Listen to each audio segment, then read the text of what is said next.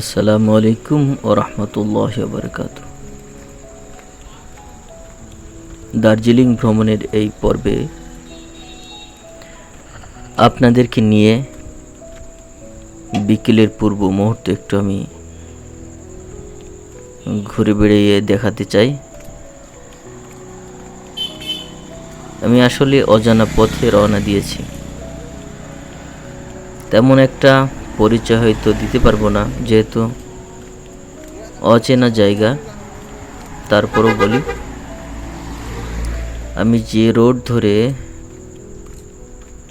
ভ্রমণ করছি এই রোডটা সোজা চিড়িয়াখানার দিকে চলে গেল। দার্জিলিং মল হতে নিচে নেমে বাস স্ট্যান্ড থেকে অথবা দার্জিলিং মলের উপর থেকে সোজা পশ্চিম দিকে যে রাস্তাটা চলে গেল, এটা সে রাস্তা চিড়িয়াখানা রোড। তো আসলে আমি মূলত দার্জিলিং শহরের রাস্তাঘাট, বাড়ি, এই যে দেখছেন আপনারা, তাদের ধর্মীয় জায়গাগুলো আমি দেখাচ্ছি। বিভিন্ন জায়গায় শিব মন্দির রয়েছে, মনসা মন্দির রয়েছে, এখানে মসজিদ আছে, গির্জা আছে, এখানে প্যাগোডা রয়েছে, সিনাগগ রয়েছে, বিভিন্ন রকম ধর্মীয় উপাসনালয় রয়েছে। তো মূলত এখানে আমি বলতে পারি মাল্টি কালচারড এরিয়া, যেখানে বিভিন্ন ধরনের ধর্মাবলম্বী লোকজন রয়েছে। তো এই জায়গাটা আসলে পাহাড়ের উপরে। বারবার বলেছি যে কথাগুলো, এখানে উচ্চতা প্রায় ৭,০০০ ফিট সমুদ্রপৃষ্ঠ থেকে, যে কারণে আমরা সমুদ্র পৃষ্ঠের কাছাকাছি বা ৩০-৩৫ ফিটের ভিতরে যারা বসবাস করি, স্বাভাবিকভাবে আমরা যদি এই উচ্চতা যাই কিছুটা অসুবিধা হয় শ্বাসজনিত। সেটা আমার হচ্ছিল।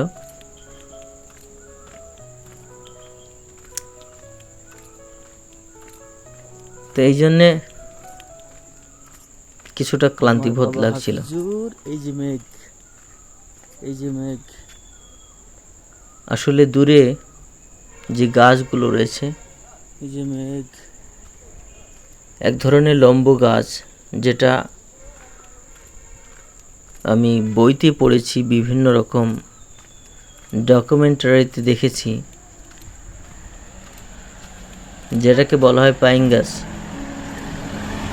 এই পাইন গাছ যে এত উঁচা, সরু, লম্বা, যেটা আমি আগে দেখি না। মেঘ দেখেছো আমার ছেলেরা?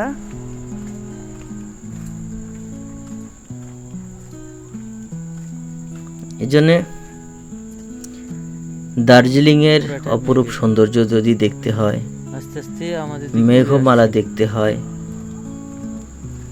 বিভিন্ন ধর্মের, বিভিন্ন বর্ণের, যদি বিভিন্ন সংস্কৃতির লোক দেখতে হয়, তাহলে ভ্রমণ করতে হবে এই দার্জিলিংয়ে।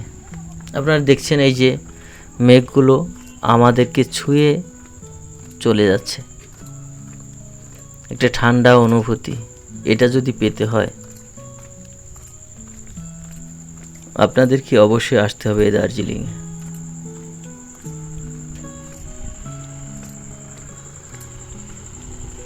আমি সামনের অবস্থা আপনাদেরকে দেখানো একটু চেষ্টা করব।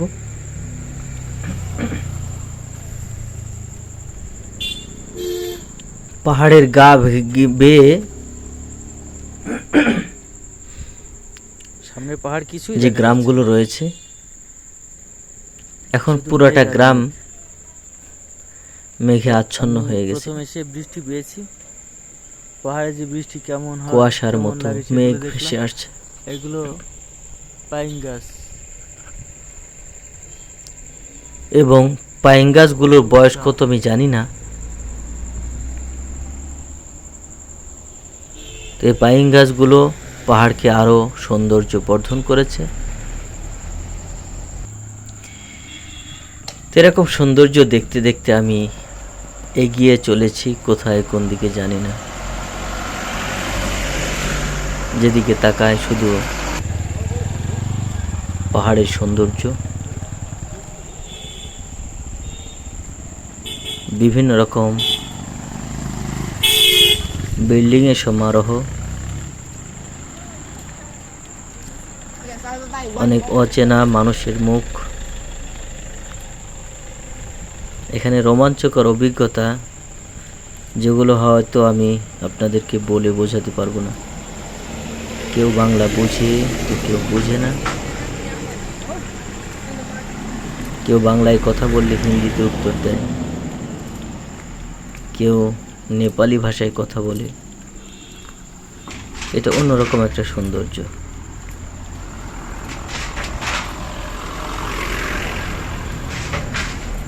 আমি শুধু ছুটেই চলেছি অজানাকে দেখতে। জানার আগ্রহ আমাকে পাগল করে তুলেছে।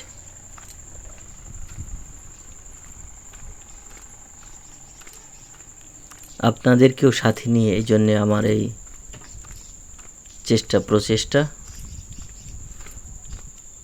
আসলে আমি আমার চোখ দিয়ে যা কিছু দেখি এগুলো আপনাদেরকে দেখাতে চাই। দেখা মিলেছে কিছুটা সুবহানাল্লাহ, নিচের পাহাড়ের। কি অপরূপ দৃশ্য। আমি কোথায় যাচ্ছি আমি নিজে জানি না।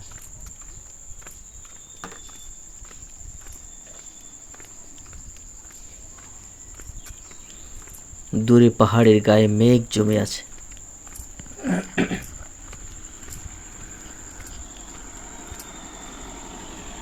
সাদা সাদা মেঘ, যা দেখলেই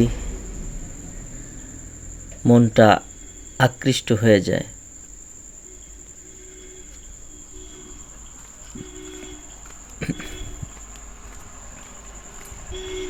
আসলে হেঁটে চলা একটা কঠিন কষ্টের কাজ।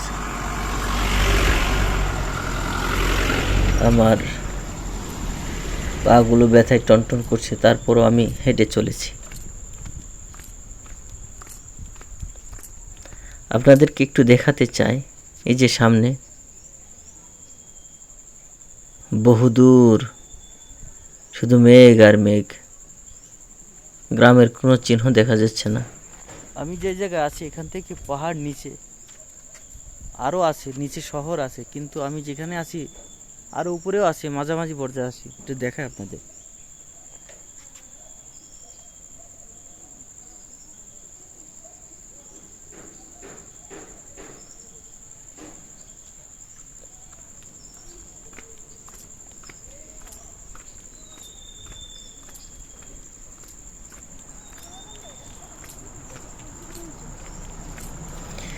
একটা জিনিস আপনাদেরকে বলি, যখন আমরা পাহাড় থেকে নিচের দিকে নামি খুব সহজে নামা যায়, যখন পাহাড়ের উঁচার দিকে উঠি তখন খুব কঠিন মনে হয়। এখানে বিভিন্ন গাছের সমারোহ, যে গাছগুলোর সাথে আমাদের স্থানীয় কোনো গাছের মিল নেই।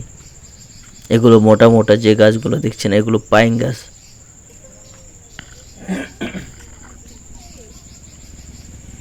বিশাল উঁচা এবং লম্বা। আমি আসলে যে গাছগুলো দার্জিলিংয়ে দেখেছি বনে জঙ্গলে, একটা গাছের সাথে আমাদের স্থানীয় গাছের মিল নেই। একটা লতা পাতার সাথে আমাদের স্থানীয় লতা পাতার কোনো মিল নেই। সুবহানাল্লাহ, কত রকম গাছের সমারোহ এখানে রয়েছে। আল্লাহ পাক বিভিন্ন বৈচিত্র্য দিয়ে বিভিন্ন অঞ্চলকে সমৃদ্ধশালী করেছেন।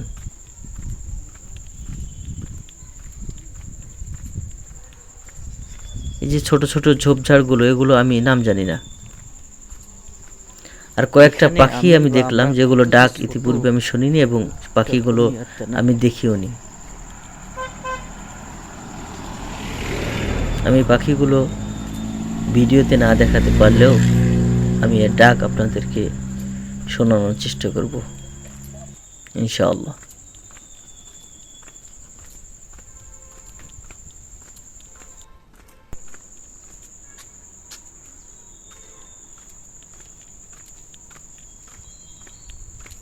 সামনের পথগুলো নিচের দিকে ধাবমান, পাহাড়ের উপর থেকে নিচের দিকে নামা খুব আসান, কিন্তু পাহাড়ে যখন ওঠা হয় তখন খুব কঠিন লাগে। অল্পের ভিতরে আমরা তখন পাহাড়ে উঠতে পারি না। এখানে আপনাদেরকে পাহাড়ে কিছু মোরগ মুরগি দেখাবো, যা আমাদের দেশের তুলনায় অনেক মোটা, স্বাস্থ্যবান।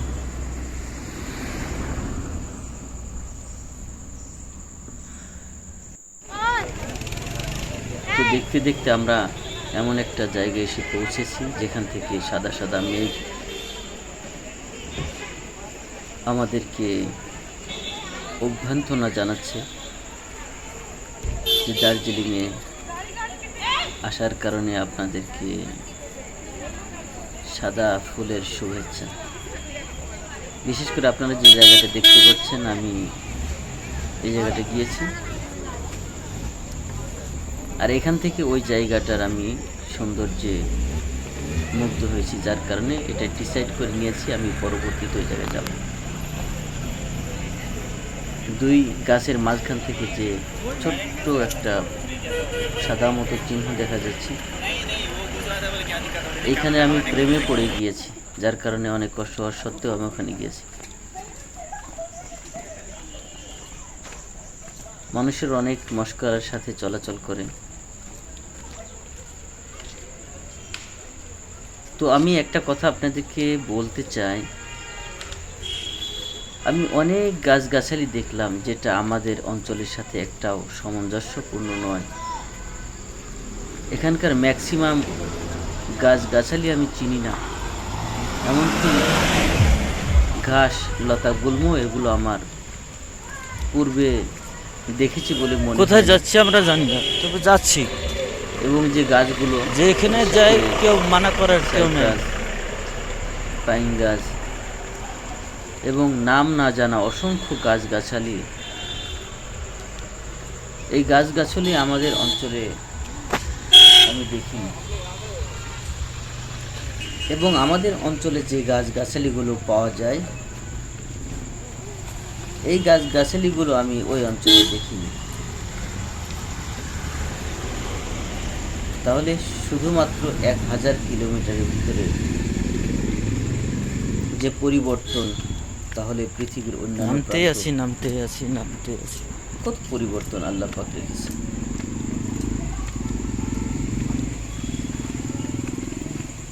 হাঁটতে হাঁটতে বহুদূর চলে এসেছি, পাহাড়ের রাস্তা বেয়ে বেয়ে নিচে নামতেছি। এ রাস্তার কোনো শেষ নয়, একটার সাথে এটা আরেকটা সোজা তীরের রাস্তা মতো নিচে। জুড়ে মিলে একাকার হয়ে গেছে, এবং জালের মতো পাহাড়টার বিস্তৃতি লাভ করেছে। অসংখ্য গলি, অসংখ্য রাস্তা, এমনকি পাহাড়টাকে আমি বলতে পারি আমার ভাষায় চলো জালের মতো নিচে যাই, ছেয়ে ফেলেছে। যে আবার কোনো হেঁটে রাস্তা হেঁটে দিয়ে উপরে আপনি আসবো। আপনার কাঙ্ক্ষিত লক্ষ্যে উপরে উঠতে বুঝতে কি খুব পারবেন। কষ্ট হবে তবে তো। যদি রাস্তা না জানা থাকে তাহলে অনেক বিপদে পড়তে হয়। আমরা এখানে একটা দোকান দেখাতে চাই, এই ফলগুলো আমি চিনি না। প্রায় দোকানের সামনে এরকমভাবে কাঁচা বাজার রয়েছে, যেখান থেকে আপনি আপনার তরকারি কিনতে পারেন। আপেল কত ভাই? 240।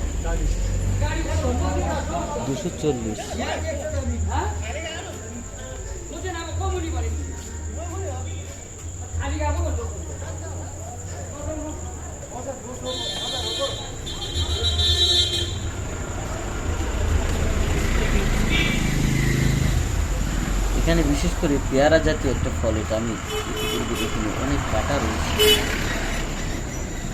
আমি দেখিনি। নতুন নতুন ফল ফসল এই পাহাড়িতে জন্মে, এই পাহাড় থেকে আহরণ করা হয়। আমি জিজ্ঞেস করে দেখেছি, এগুলো পাহাড় থেকে আহরণ করা হয়েছে। পাহাড়ের কোনো একটা অঞ্চলে জমি চাষ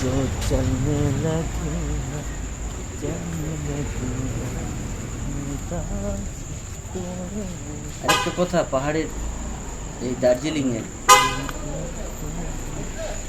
বিশেষ করে বিদেশি প্রজাতির অনেক কুকুর আছে, যেগুলো আমাদের দেশের কুকুরের তুলনায় অনেক মোটা এবং সকলের গায়ে বেশিরভাগ লোম রয়েছে, যেগুলো দেশীয় মতো, তারপরে দেশি নয়, এবং বিদেশি যেগুলো বিদেশি কুকুর যেগুলো বলা হয় সেগুলো সাদা এবং তাদের গায়ে প্রচুর লোম রয়েছে। তো এক কথায় এই অঞ্চলে অনেক কুকুর রয়েছে, যেগুলো শিকার করতেই হবে। ম্যাক্সিমাম বাড়ির সামনে কুকুর রয়েছে, তারা কুকুর পোষে এবং তাদের বাড়িতেও কুকুরের আনাগোনা বেশি।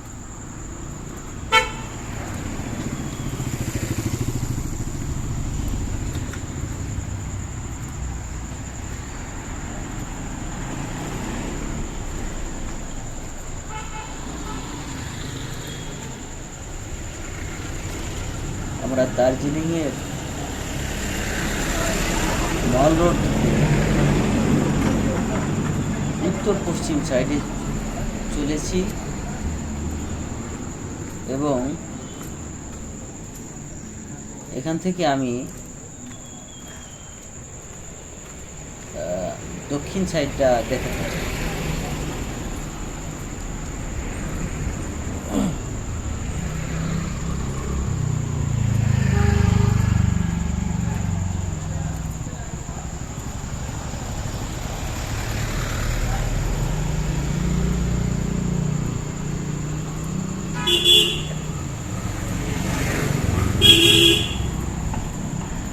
তো আপনারা দেখতেই পাচ্ছেন, আমি পাহাড় থেকে নামতে নামতে নামতে কোথায় যে এসেছে আমি জানি না। তো এই অঞ্চল থেকে পাহাড়ের একটা অংশের সৌন্দর্য আপনাদেরকে আমি দেখাবো।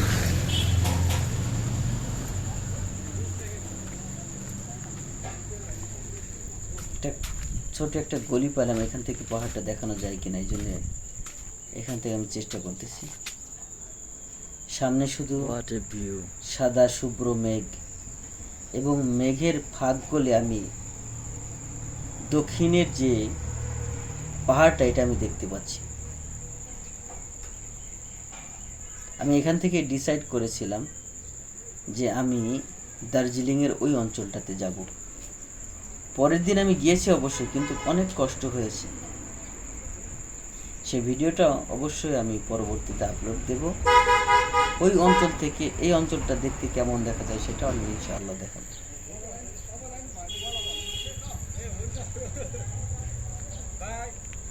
তো অনেক কষ্ট করে আপনাদেরকে যে জায়গা থেকে ভিডিও শ্যুট করতেছি, সামনে কিন্তু পাহাড় রয়েছে, কিন্তু আমি কোনো পাহাড় দেখতে পাচ্ছি না মেঘের কারণে। এই মেঘটা যদি না থাকতো তাহলে পাহাড়টা দেখা যেত। দেখুন, কিছুক্ষণ আগে এখানে দৃশ্যমান একটা জগৎ ছিল, সবুজে একেবারে শোভারণ্য ছিল, সুশোভিত ছিল। এই জায়গাটায় এখন মেঘ এসে একেবারে ছেয়ে দিয়েছে। মনে হচ্ছে এই জায়গায় কিছু নাই, শুধু সমুদ্র অথবা বৃষ্টি বাদলের সময়। কিন্তু এখানে একটা সুন্দর ভ্যালি ছিল, যেটা এখন দেখাতে পারলাম না শুধুমাত্র মেঘের কারণে।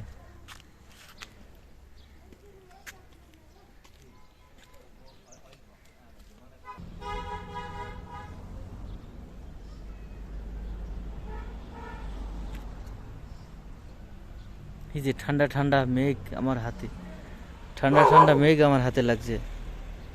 মেঘ কিন্তু পরিপূর্ণ হয়ে গেছে এখানে, মেঘ আমার হাতে ঠেকতেছে, আমার নাকে মুখে মেঘের আভা লাগছে, ঠান্ডা, হাতে একটা খসখসে ভাব, একটা দারুণ অনুভূতি। মেঘের ভিতরে আমরা অবস্থা। পিছনে মেঘ, আগে ফাঁকা ছিল, এখন পিছনে মেঘ হয়েছে। একটা আশ্চর্য রকম একটা ব্যবস্থা।